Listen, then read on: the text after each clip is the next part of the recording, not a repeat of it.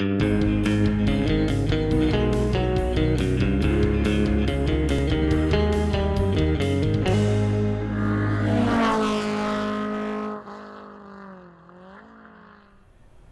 there everybody, this is Christopher Brower here with Daily Motor, and today I have one of the best-selling three-row SUVs of 2020. This is the Kia Telluride, specifically the SX V6 Prestige with this gorgeous Nightfall package, finished in everlasting silver. And I've parked it inside this garage here today because I'm afraid somebody is going to come try and buy it off me. These are insanely popular. So popular, in fact, that it's pretty much impossible to obtain one, but luckily we have one in our hands today. You can see just by looking at a lot of these exterior features why this car is so popular. It's kind of a curveball from Kia. They've never really made anything like this at all. It's very bold, boxy. These amber running lights are absolutely excellent. This Telluride spelled out here on the front of the car I think just looks absolutely awesome. This is, of course, like I mentioned, a three-row SUV. We've got quite a large back seat back here with captain's chairs. So much legroom back here. Also the third row, which is easily obtainable just by pressing a button. Check that out. Fold this up. Lots of room back here as well, even with that seat locked into place. This particular Telluride comes in at about $50,000. So let's hop inside, start it up, take it out, take it for a drive, and see if it's worth that $50,000 price tag. So the Kia Telluride. I just want to get something out of the way before we start. If you would have told me 10 years ago that I'd be sitting in a luxury three-row SUV and it said that on the steering wheel, I would not have believed you. Kia has come so incredibly far with their cars. I am just absolutely blown away by the quality in this thing. You've got this very nice matte finish wood that goes all the way along the dash here, continues through the door panels. At night, we've got some really nice ambient lighting that comes through under this silver trim piece. We've got a nice screen here. We've got a Harman Kardon sound system. We've got one of the best lane keep assist systems, as well as radar guided cruise control. We've got drive modes down here: comfort, sport, eco, snow, and smart. We have a 360 camera, which I don't know how to make it work unless you're in reverse, but we've got a 360 camera here. You can select your different views. That's your brightness setting here. If you want to zoom in, take a look at the sides of your vehicle, and then you got your 360 view right there. You also have a camera in the cluster. When you put your turn signals on, you can see either side of the vehicle there. Super cool features. We've got heated and cooled seats. Unfortunately, you can't heat and cool at the same time, but you know, small little complaints. There are these grab handles here, which I think are kind of inspired by a Porsche Cayenne, but they don't really stick up as far as the ones on that. So maybe it's just a coincidence, I'm not sure. We do unfortunately have quite a bit of piano black down here that is just full of fingerprints. We've also got a little bit of that there on the steering wheel. But overall, the interior in this thing is super impressive. These seats are very soft, very comfortable. You've got soft touch points everywhere for your elbows. Got that leather, seats leather. Steering wheel feels good. We do have just a normal gear selector down here, which is nice. It feels very good and solid. One of the first things I noticed when driving this vehicle is just how light the steering is. It's almost land yacht-ish light.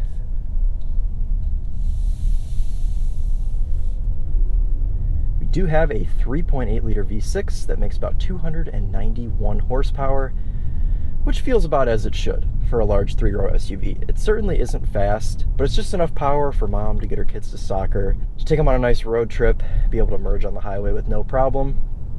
So I would say that engine is adequate. We also have a normal automatic transmission. Thank God, no CVT in this thing. The transmission shifts great. Sometimes is a little bit sluggish, which I'll demonstrate. Get over the speed bump there. It's pretty quiet as well. There's no major exhaust noise in the interior, which is good because generally V6s don't sound that great. This one sounds okay though. Of course, we have auto stop start. I'm sure there's a way somewhere to turn that off, but I feel like in new cars, they're getting better at hiding the button to turn off the auto stop start. In older cars, it used to just be like a big button right here on the right by the shifter or whatever, where you could just turn it off, and now it's usually more hidden. In fact, I cannot even find where to turn this one off. Seamless transition there though. As soon as I took my foot off the brake, this thing was ready to go. Put our lights back in auto there. Those orange running lights are so cool. I had to have those on for my intro.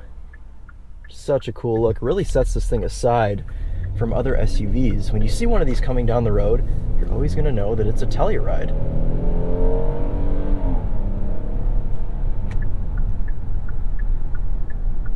I do really like that those cameras come on there to let you know that you're not running anyone off the road.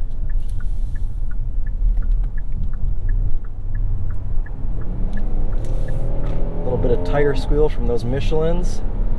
Of course, they're not really meant to go around corners quickly. This is a large SUV. Try out a little bit of sport driving here. You can bump the stick over to the left and you've got manual control over the gears, but it kind of goes the wrong way. You'd expect up to be down and down to be up, but it's a Kia SUV, so let's see how these Michelins handle through the roundabout here.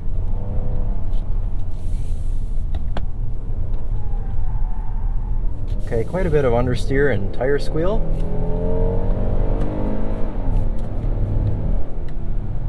Transmission is a little bit sluggish, but it's really not that bad. Moving on now to the infotainment system, you can see that my phone is connected via Apple CarPlay. Unfortunately, we don't have wireless CarPlay, we only have wired, so I've got it plugged in via USB. However, it doesn't really fit in here very nicely, so you have to kind of put it there, and then this thing, it closes, but then it's very irritating to then open it again once it's already closed. So I'm definitely not a huge fan of that compartment right there. They probably could have just done without it. And it's piano black, which just makes everything worse. And once we go out of this Apple CarPlay, it's very typical, just Kia infotainment. We've got a nice home screen here that shows our nav, what's playing, and then the outside temperature. You can always configure all of these to personalize them with whatever you want. Kia is very good about letting you just customize whatever settings you would like to have, especially in your infotainment. We've got lots of cool things here. You can do your rear climate control, passenger talk, which allows you to speak to third row passengers easily without having to yell. That is a nice feature if you are a parent, you've got noisy kids in the back seat. You just click on passenger talk and it amplifies your voice to the back of the vehicle. You can probably even hear that a little bit. Hit end. That's that. Other cool things as well, sounds of nature. That's pretty standard, you know, in all Kia Hyundai vehicles. It gets irritating after a while because it defaults to come on when you get in the car sometimes, and you just hear snow crunching, and it's a little bit obnoxious, but something easily to get over. I will say though, the most impressive part about this car is how good the lane keep assist and radar guided cruise control work. This has got to be the best system out of any car in this price range for 50 grand. And I suppose any Kia and Hyundai has a similar system to this one, but this one is really great. If you're stuck in traffic, anything like that, if you have a long commute, the Telluride is the car for you. This thing just does it all. It's like Tesla levels of good. Now, even though that V6 is not super powerful, we have plenty of merging power, no problem at all getting onto the highway here. So let's go ahead and activate that lane keep assist. I've already got it on the actual lane keep, but we can do the cruise control here. We can set that. It's got that set to 73 miles an hour. This car will just steer. Look at this. It's taking the corner, no problem at all. It's not even prompting me to put my hands on the wheel, though next to the semi I kind of want to.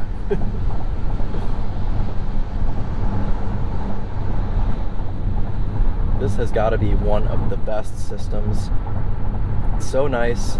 You don't have to touch the wheel. You really don't have to touch the pedals because, of course, with radar-guided cruise control, it's going to keep the distance between you and the car in front of you at what you have set. Right now I have it set to, it looks like, the furthest distance away, but we can adjust that with pressing this. I've now got it set to the closest, and we can toggle that. You can see that in the heads-up display, how close you want to be to the car in front. And it has still not prompted me to touch the steering wheel. It's been probably about 45 seconds now, maybe a minute. That is awesome. One thing that some people may be a little bit upset about is that it doesn't have a fully digital cluster. I think the perception that every new car has to have a digital cluster, just like, it really doesn't matter that much. I mean, do you want something that is not guaranteed going to work in 10, 20 years, or do you want something that is just going to hold up? We have no problem with this analog cluster. We still have a screen in the middle. I think that it's just fine. I have no complaints at all. In this SX Prestige, we do have a double moonroof, and while we're looking up there at the double moonroof, I want to talk about this headliner. Now, I'm not sure if this is supposed to be Alcantara or what it is, you know, suede Alcantara. It's a very light colored Alcantara, and I don't know if that's a good thing. Normally, I love Alcantara. I think it's the best material ever used in cars. But when it wears, it is one of the grossest materials to use in a car. And unfortunately, I don't know if this is just because this is a press car, or if it's because it's been touched by like 100 different journalists. This car's got like 5,500 miles on it.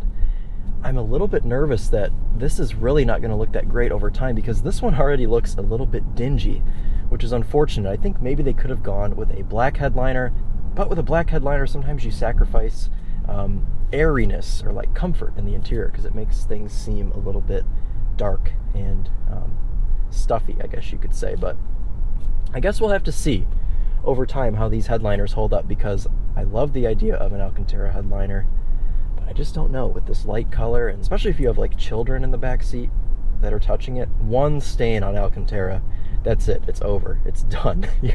The headliner's totaled after like one disgusting Cheeto hand touches it. That's it.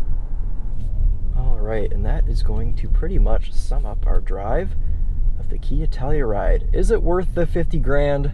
I would say yes. I think this thing is super impressive, especially for its price point, especially if you don't really care about getting the Prestige pack and you really just want something that, you know, gets the job done well. You still get a lot of these tech features, even if you don't have the Prestige. All right, everyone. Well, that is going to sum up our drive of the Kia Telluride. I hope you enjoyed.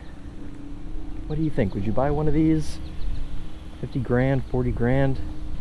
Would you buy something else? This is class leading for a reason, so I'm curious to see what everyone thinks. All right, well, thank you so much for watching this drive of the Kia Telluride. This has been Christopher Brower with Daily Motor, and as always, drive on.